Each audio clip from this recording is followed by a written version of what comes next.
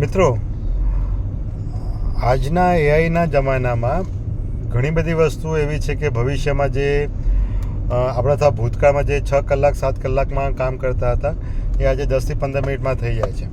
અને ફ્યુચરમાં કદાચ આ સમય હજુ પણ ઘટી જશે. જે વસ્તુ કામ કરવામાં આપણને 6 કલાક લાગતું તે ભવિષ્યમાં કદાચ શક્ય છે કે 2 થી 3 મિનિટમાં પણ થઈ જશે. અને સાથે સાથે એવી ઘણી બધી સ્કિલ છે જે હાથથી કરવામાં આવે છે, દિમાગ એટલે કે તમારા નોલેજથી કરવામાં આવે છે. એ સ્કિલ પણ ધીરે ધીરે દૂર થઈ જશે અથવા એ સ્કિલનું મહત્ત્વ પણ ઘટી જશે અથવા એનું વેલ્યુ ઘટી જશે, કેમ કે મોટાભાગનું કામ એઆઈ દ્વારા કરવામાં આવશે. જેમ કે આજે બહારની કન્ટ્રીમાં જે ઓળખીતા લોકો છે એમની સાથે વાત થઈ, તેમજ ઇન્ડિયામાં જે રહે છે અમુક જે ટેકનિકલ એઆઈની ફિલ્ડમાં જોડાયેલા છે એ લોકો સાથે વાત થઈ ત્યારે એમણે મને જે જાણ કરી. તો એક બાબત તો ચોક્કસપણે છે કે દરેક વ્યક્તિએ પોતાનો ગ્રોથ ટેકનોલોજી સાથે કરવો જરૂરી છે, જેનાથી જે સ્કિલ છે એ સ્કિલ જો ભવિષ્યમાં એઆઈ એને ટેક ઓવર કરી લે તો તકલીફ ના પડે રોજીરોટી કમાવામાં.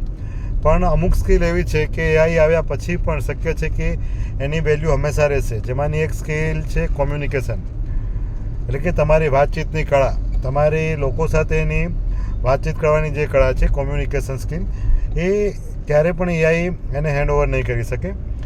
બીજું છે કન્વિન્સ કરવાની શક્તિ, એટલે કે તમે કેટલા લોકોને તમે કોઈ કામ માટે, કોઈ પ્રોસેસ માટે કે કોઈ એક એમ માટે તમે કન્વિન્સ કરો છો, અથવા કોઈક એવો ઇસ્યુ છે જેમાં તમે કન્વિન્સ કરીને એને સોલ્વ કરો છો.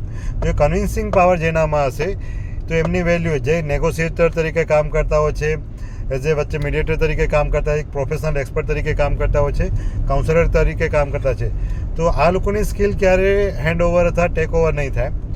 થર્ડ થિંગ છે સોશિયલ ઇન્ટરેક્શન, એટલે કે માની લો કે જે એવી ફિલ્ડ છે કે જ્યાં લોકોને સોશિયલી કનેક્ટ કરવા પડતા હોય છે અથવા સોશિયલી લોકોને કરી શકવા માટેનું સ્ટેજ ઊભું કરી શકે છે, અથવા લોકોને સોશિયલાઇઝ કરવા માટે એક લીડિંગ કરી શકે છે. એવી જે સ્કિલ છે એ સ્કિલ ક્યારેય પણ એઆઈ હેન્ડ ઓવર નહીં કરી શકે.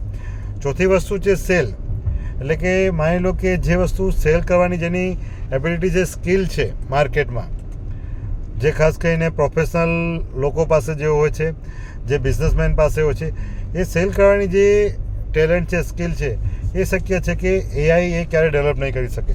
તો મિત્રો, તમારા બાળકો માટે અને તમે પોતે પણ કોઈ એવી ફિલ્ડમાં જોડાયેલા છો જેમાં તમને ડાઉટ રહેતો હોય, તમને ઇનસિક્યુરિટી રહેતી હોય કે ભવિષ્યમાં મારી સ્કિલની જગ્યા પર કદાચ એઆઈ આવે અને એઆઈ આવ્યા પછી ટેક ઓવર કરી લે આ બાબતને, તો તમારે આ બાકીની જે એવી સ્કિલ છે જે લોંગ ટાઈમ માટે ચાલે, તો એ સ્કિલમાં ફોકસ કરવું બહુ જરૂરી છે અને એ બાબતનું ધ્યાન રાખવું પણ જરૂરી છે.